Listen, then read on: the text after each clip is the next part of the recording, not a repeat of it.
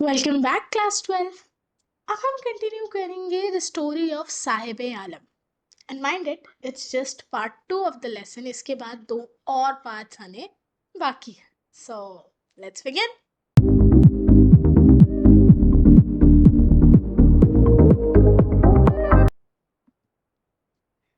Quick recap, अभी तक हमने साहिब आलम की स्टोरी में क्या क्या जाना। सो नंबर 1 हमने जाना साहिब आलम कौन है। जितना नरेटर को समझ आया, साहिब आलम की family they are Bangladeshi refugees जो यहाँ सिटी में आ गए हैं in search of gold, that is in search of something for survival.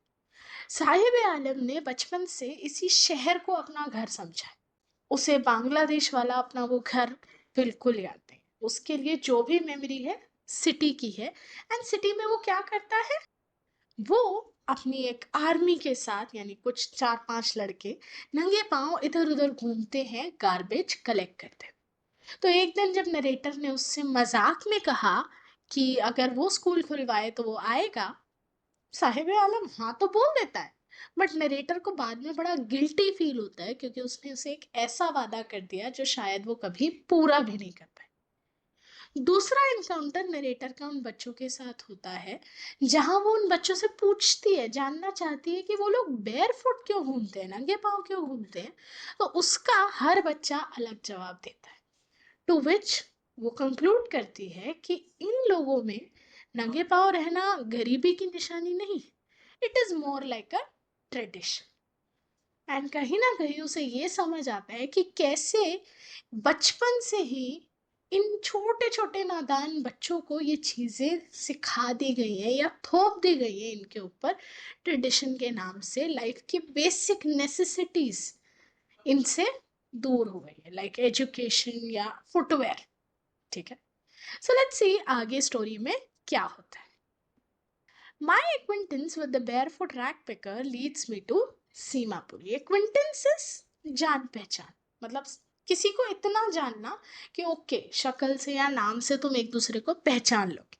ठीक है, तो साहिब आलम और नरेटर का कुछ ऐसा ही रिश्ता बन गया था। तो वो जो एक्विंटेंस थी नरेटर की with the barefoot rag picker, वो उसे ले गई Seemapuri, a place on the periphery of Delhi, yet miles away from it. Now, this is interesting. Periphery is border. Seemapuri Delhi border के पास एक जगह है, फिर भी दिल्ली से बहुत दूर। Not in terms of distance but in terms of standard of living. जब दिल्ली का नाम आता है, कंट्री की कैपिटल, सारी मॉडर्न फैसिलिटीज, सब कुछ है लोगों के पास, बट सीमापुरी में रह रहे ये दिल्ली वाले इन सारी standard of living, basic amenities, इन सबसे बहुत दूर है। एंड तभी उन्होंने वो वर्ड ऐड किया, मेटाफोरिकली।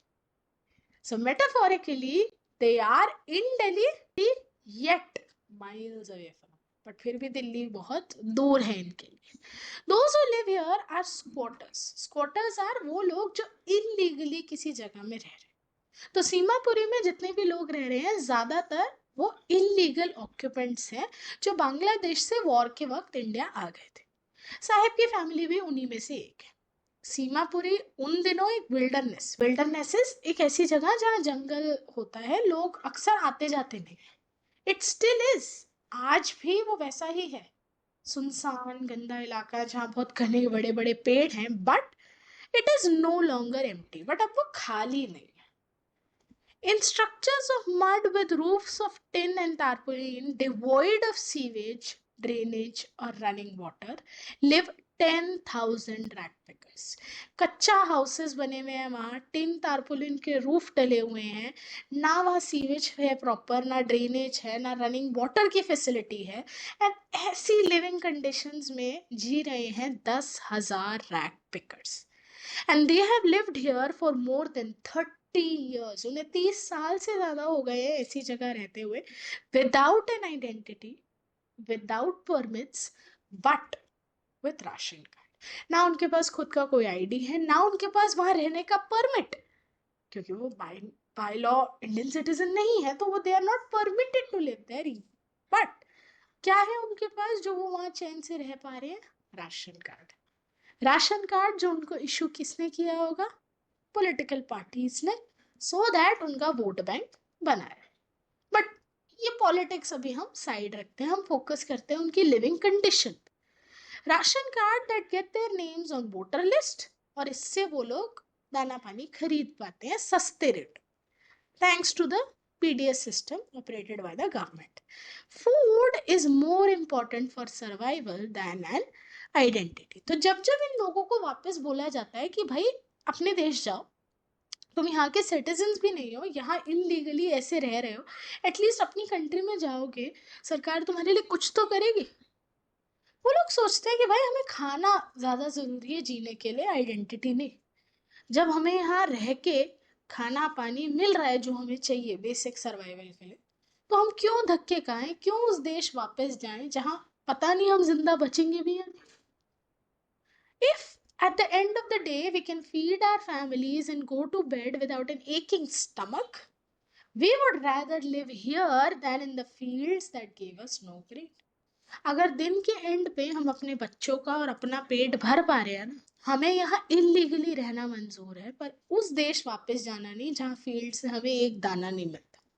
से a group of women in tattered sarees, tatters is फटी पुरानी साड़ीज, जब भी नरेटर ने उनसे पूछा कि वो अपना देश छोड़ के यहाँ क्यों आ गए, wherever they find food they pitch their tents and that become transit homes. जहाँ उन्हें खाना मिल जाता है ये अपना कच्चा हाउस वहीं लगा देते हैं एंड यही बन जाते हैं उनके ट्रांजिट होम्स। ट्रांजिट है टेम्पररी शेल्टर्स, यहीं पे बच्चे बड़े हो जाते हैं एंड अपनी लाइफ उसी तरह जीने लग जाते हैं जैसे उनके माँ बाप को वो देखते हैं। Children grow up in them becoming partners in survival and Seemapuri में सर्वाइव करना मतलब रैक पिकिंग, तुम कूड़ा बीनने वाले बन। Through the years, it has acquired the proportions of a fine art. इतने सालों में एक sophisticated skill का दर्जा मिल गया है रैक पिकर्स। वो कहते हैं कि भाई हमारे लिए गार्बेज इज गोल्ड।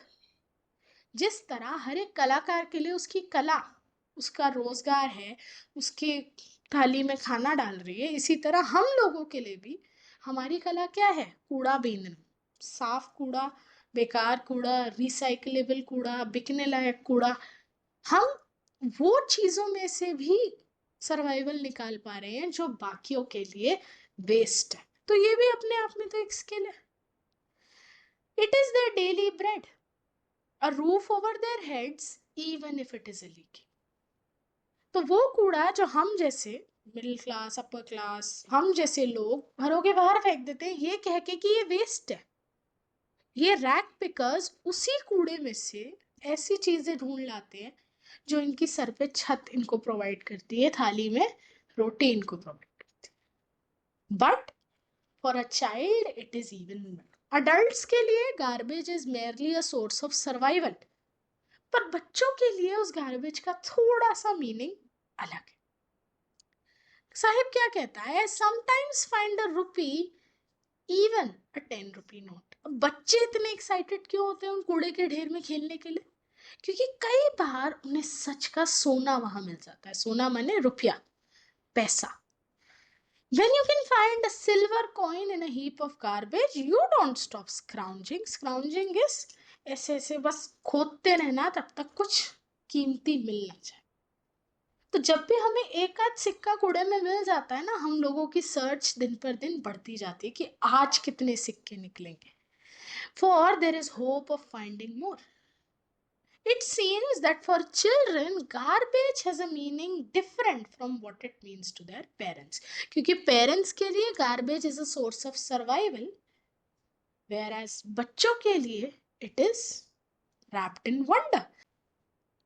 So, एक सर्दी की सुबह I see Sahib standing by the fenced gate of the neighborhood club. तो पास ही के क्लब के गेट के बाहर मैंने साहिब को खड़ा देखा, watching two young men dressed in white playing tennis. वो बड़े गौर से देख रहा था दो लोगों को टेनिस खेलता देख। I like the game, he hums, content to watch it standing behind the fence. वो खुश था बस देख कर ही उस गेम को। मैं अंदर चला जाता हूँ जब यहाँ कोई नहीं होता, गेट कीपर मुझे झूले झूलने देता है। तो इसका मतलब क्या है, वो इतनी गौर से उन दोनों लोगों को टेनिस खेलता हुआ क्यों देख रहा है? उसे टेनिस गेम पसंद है या उसे टेनिस गेम खेलना है? वो वेट कर रहा है कि कब ये दो यहाँ से जाएंगे ताकि वो जाके अंदर झूले झूल सके। Sahib too is wearing tennis shoes that look strange over his discolored shirt and shorts. Narrator एक और चीज ध्यान से देखते हैं कि उस दिन साहिब ने टेनिस शूज पहने हुए थे जो बड़े अजीब लग रहे थे, क्योंकि उसकी शर्ट और शॉर्ट्स बिल्कुल रंग उड़ गया था उनका, और उनके साथ उसने वो जूते पहने थे। तो जब वो देखता है कि नरेटर का ध्यान उन शूज पे जा चुका है, वो अपने आप को जस्टिफाई करता है और कहता है, someone gave them to me, किसी ने दिए थे मुझे ये जूते।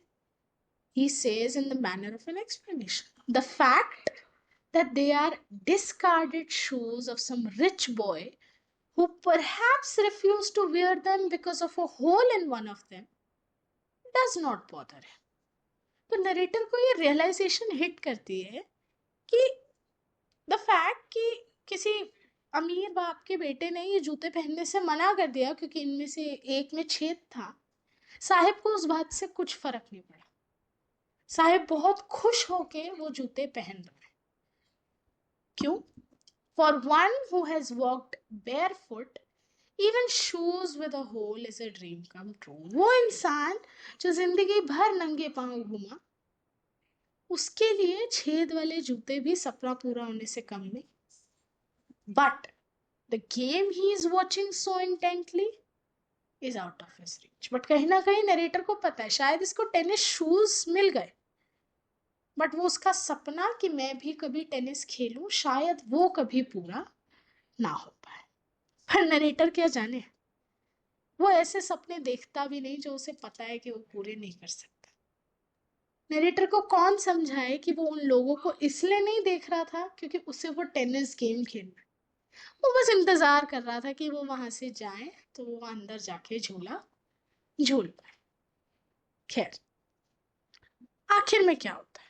अब कुछ दिन बाद सुबह के वक्त Saheb is on his way to the milk booth. पहली बार नरेटर ने देखा साहिब को गार्बेज बैग के बिना वो मिल्क बूथ की तरफ जा रहा था। In his hand is a steel canister, उसके हाथ में एक स्टील की केटल थी। I now work in a tea stall down the road, he says. वो कहता है कि अब मैं एक टी स्टॉल में काम करता हूँ, pointing in the distance. I am paid 800 rupees and all my meals, मुझे 800 रुपये मिलते हैं एंड खाना। Does he like the job? Narrator उससे पूछती है। His face I see has lost the carefree. वो चुप हो जाता है और वहां से चला जाता है। पर नरेटर उसका चेहरा पढ़ लेती है। उसके चेहरे पे वो खुशी, केयरफ्रीनेस खो गई होती है। क्यों?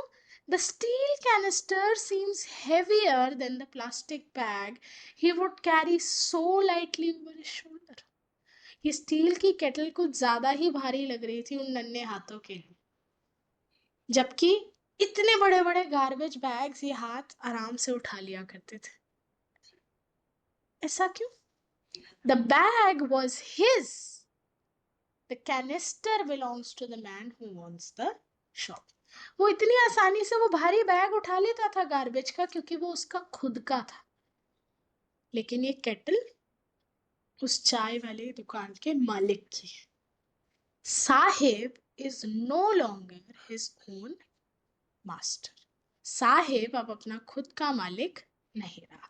एक वो चीज जो उसकी लाइफ को अच्छा बना रही थी, इंडिपेंडेंस, वो भी उससे छीन ली गई मजबूरी में। बचपन से ही उस बच्चे के कंधे पे रिस्पॉन्सिबिलिटीज डाल दी गई, ना केवल अपने बट अपने परिवार के भी सर्वाइवल को इंश्योर करने की। एंड इसीलिए उस बच्चे का पूरा बचपन बेसिक नेसेसिटीज से दूर हार्डशिप्स के अराउंड गुजर रहा है। तो ये थी साहिब आलम की कहानी, the story of his stolen childhood. Part 3 में मैं मिलूंगी आपसे एक नए बच्चे की कहानी के साथ। तब तक के लिए बाय बाय।